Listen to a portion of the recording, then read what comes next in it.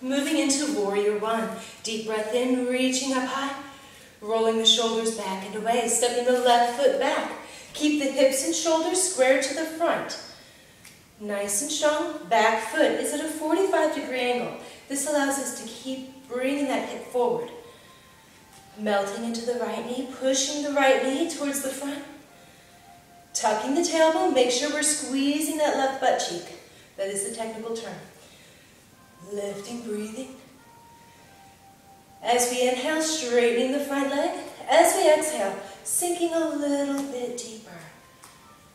Making sure that we can see the big toe on the right foot so we know our knee is fully supported.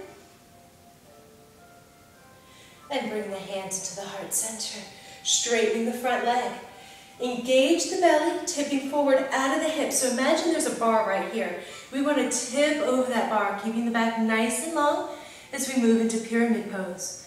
We can stay here just like this, really squeezing the lower part of the body.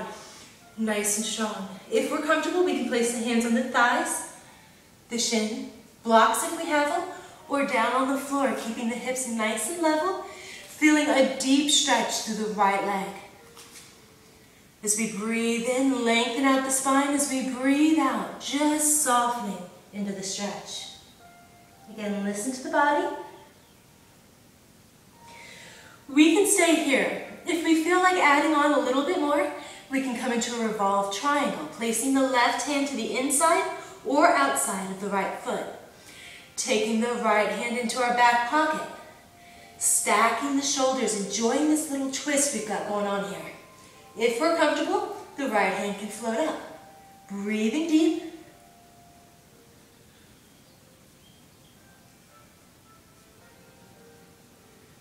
And then whenever we're ready, floating it back down to our pyramid pose. Lengthening the spine, melting the heart, and just breathing.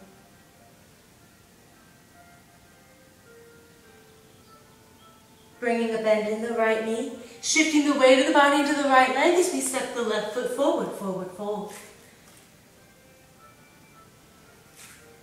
Coming into balancing half moon. Right foot presses behind us, nice and strong, hips are squared, feeling a stretch happening in the back of the left leg. We can stay here. Again, we can be on blocks if we're comfortable there. If we want to add on a little bit more, right hand comes to the right hip. Stacking the hips, stacking the shoulders, pressing that back leg away. Right hand can float up.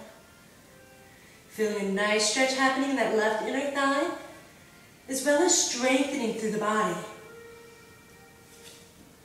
We can do this up against a wall if we want a little more support. And on our next breath out, taking it back to forward fold.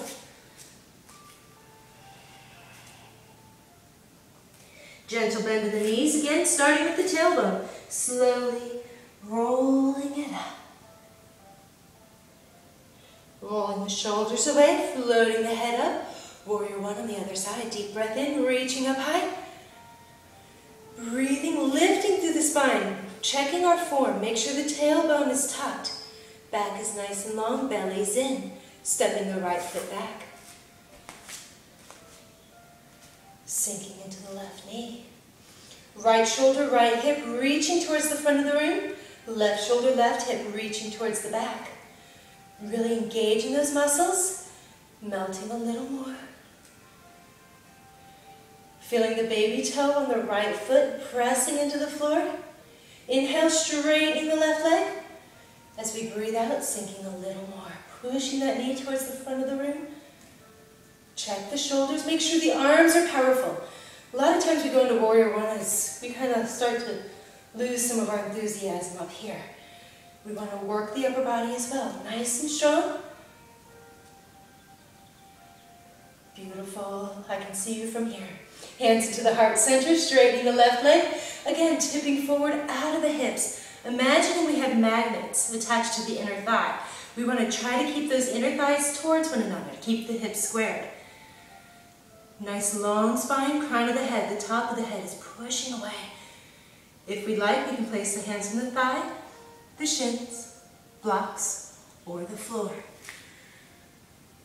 Gently pressing the right hip forward, left hip back to square the hips.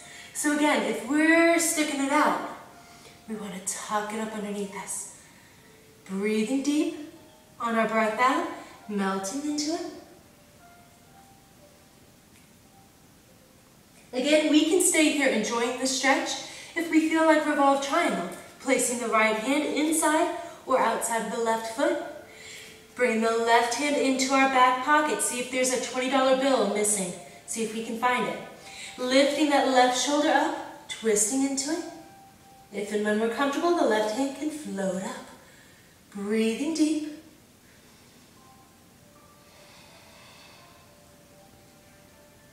Checking in with the body. Maybe checking out our pedicure. On our next breath out, floating it back to our pyramid. Lengthen the spine. Soften the heart.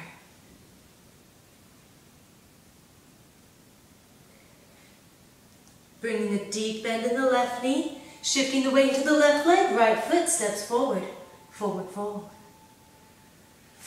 From here, coming back to our balancing half moon. Left foot pressing behind us. Again, listen to the body. Really activate that leg. So if the knee is bent or just kind of not very powerful through there, let's see if we can create power through the left leg. If we want to, we can open this up, bringing the left hand to the left hip. Stacking the hips, stacking the shoulders, the left hand can float up. Everything is active. Breathing into it. And on our next breath out, taking it back to forward fold.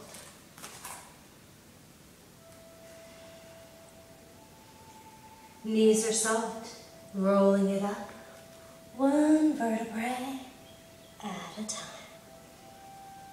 Shoulders back and away, floating the head up. Deep breath in, reaching up high. Hands into the heart center.